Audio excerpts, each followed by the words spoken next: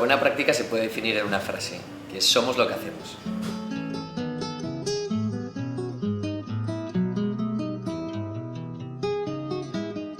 Paris 365 jantokiek eskaintzen dute herritarrei gune bat non gauzatzen diren beren kezkak giza eskubideen alde eta justizia sozialaren alde. Gaur egun 200 gorako voluntaria gara eta mota askotako jendea, nazionalitate askotako jendea biltzen gara eta konpromisoa gauzatzen da ekintzetan.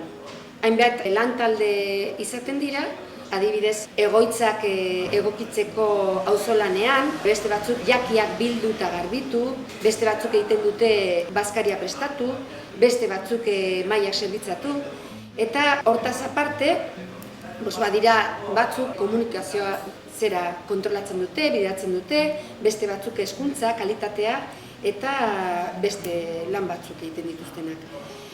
Beste batzuk lan zailagoa izaten da batzutan, baina dirua bilketaten ere ezinbestekoa baita. Gaur egun 200-tik gora voluntaria gara eta mota eta jatorrizko diferentetako jendea.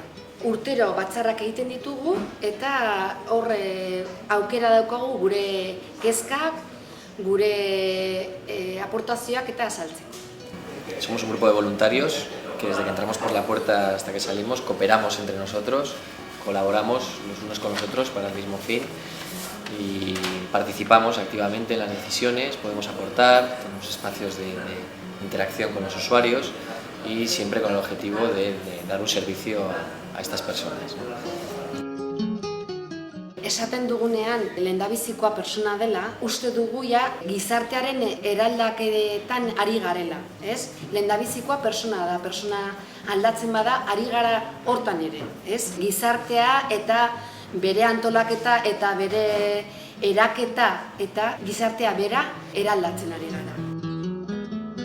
Esto que es una buena práctica que nos define es importante porque marca y determina una forma diferente de hacer las cosas.